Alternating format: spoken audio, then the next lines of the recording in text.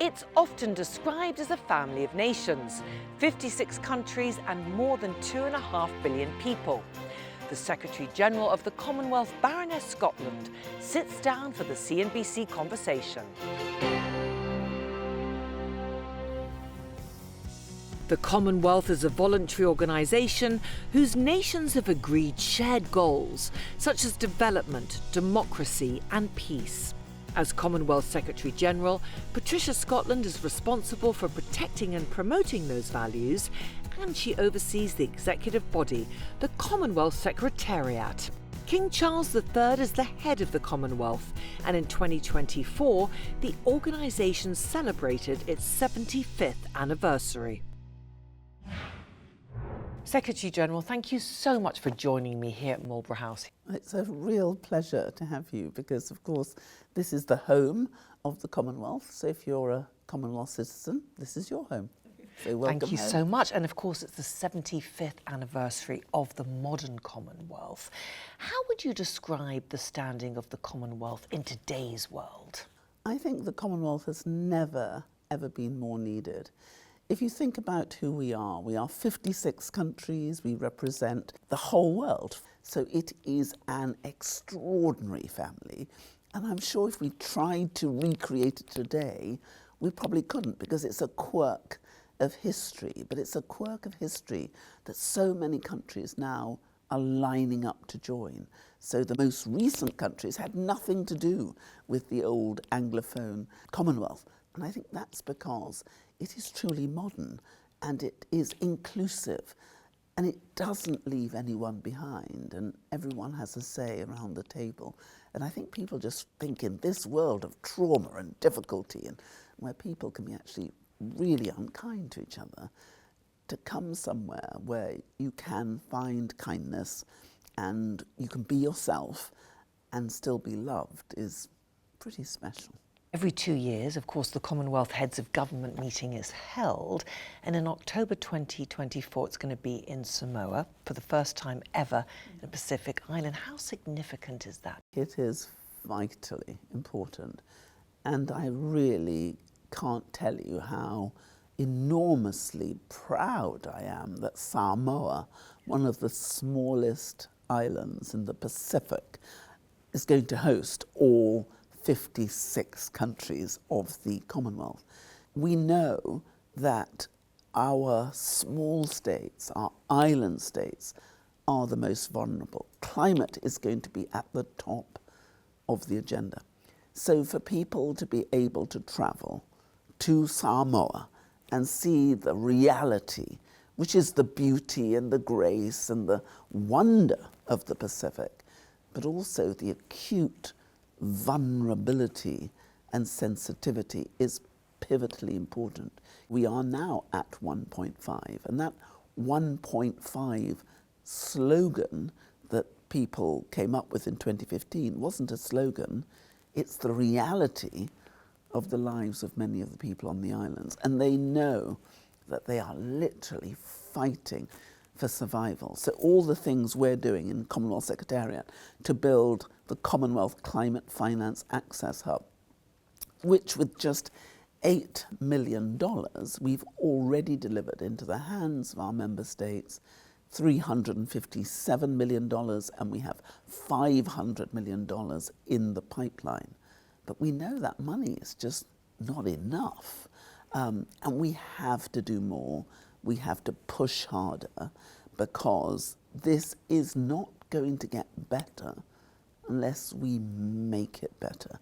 So in Samoa, we are hoping that we'll come up with some of the solutions, the resolutions, and we know it will take all of us globally working together to be the difference that we need to make. Of course, at the last COP meeting, we saw the formal establishment of the Loss and Damage Fund to help those hardest hit by the climate crisis. Is that enough? Were you happy with that agreement? I was happy that the fund was founded. I mean, you know that when we came together in Kigali in 2022, for the first time after 27 years, it was the Commonwealth leaders who said we must have a loss and damage fund. And of course we were thrilled when we went to Sharm el-Sheikh and we got a commitment for a loss and damage fund. And you could not but be pleased that we had some money, 700 million, but compared to how much we need, when you think that overall people think that to get the balance right, we're going to need about 4 trillion, 700 is absolutely more than zero, and I am a cup half full person, but it's nowhere enough. So this COP in Azerbaijan, which is going to try not just to look at loss and damage, but to look at the promises that we've made and still haven't fulfilled. Back in 2009, we said the world would give 100 million to these small, vulnerable and damaged countries who had paid virtually nothing towards the creation of this terrible, disastrous position we have on climate, but who are suffering the most. We still haven't delivered it. So this new COP29 that Azerbaijan is going to be hosting will be all about, frankly, us putting our money where our mouth is. And maybe it's because I'm one of 12 children and I never like to see a penny wasted. Seeing this money, which just sends me really crazy.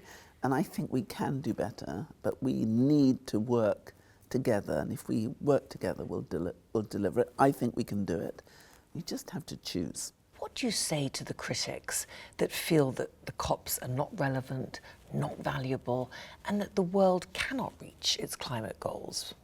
Well, I think we can if we choose, but I think we've got to be really clear.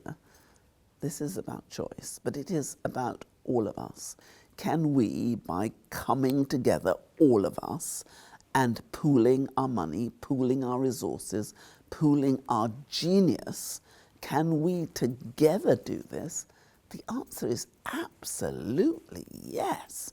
But if we choose not to, and I can't emphasize how much I think this is a choice, then we are going to leave our world and our future in a parlous state. And so I believe that we have a choice. We can either swim together or we can drown separately. And I'm for swimming. And of course you work closely with His Majesty King Charles, who's now, of course, head of the Commonwealth. You were sitting next to him at his coronation. What does that friendship mean to you, and what's your message been to him after his cancer diagnosis and treatment? Well, I think he has been amazing. Since I've been Secretary General, it's been extraordinary to be able to work with him on climate change, on the things that he's been passionate about. And I've been so grateful for his support in 2016, when we made, as a Commonwealth, climate change one of our major issues we had to tackle. And when I said that we really needed a regenerative approach towards climate change and we needed to reverse it, I think lots of people thought I was slightly crazy in 2016, but His Majesty didn't. And he agreed that we had got it right, and he supported us. And he continued to support the small islands on their journey through his Sustainable Markets initiative, trying to get business to be involved in the green revolution, to make this a reality, a pathway. I think he's been extraordinary, and I was really pleased that this terrible diagnosis finally enabled people to express to him in a way that even he would accept that they genuinely loved and cared for him and appreciated all the work that he has undertaken for his whole life, but certainly in the last 50 odd years, to make their lives better and to change. And I'm terribly grateful for all the help, the support that he has given to me as Secretary General, to the member states, because he's always been cheering them on and thinking about what else he can do. What else can I do? What else can I do to help? And that's pretty special. Just finally, Secretary General, you will be leaving this family, this home soon. Your tenure comes to an end. What's the next chapter for you, and have you thought about your legacy? Well, I have no idea what my next chapter is going to be. As you know, there is so much for us to do before the 31st of March 2025, when I will hand the baton on to the next Secretary General. But it's been a huge privilege and pleasure. I think it's probably been the greatest privilege of my life to serve the 56 countries. And I think I've learnt so much, and I feel that I've been blessed to be here during this time, and I'm really proud of the things we've done.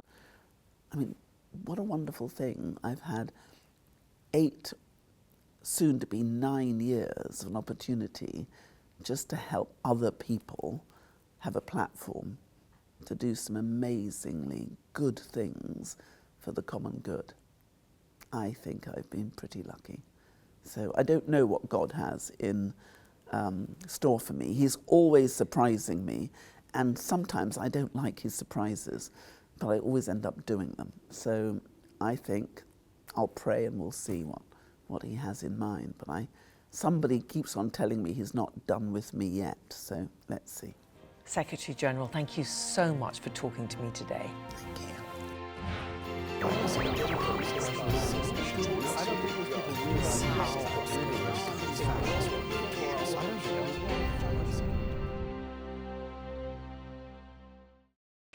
Sponsored by Patronus.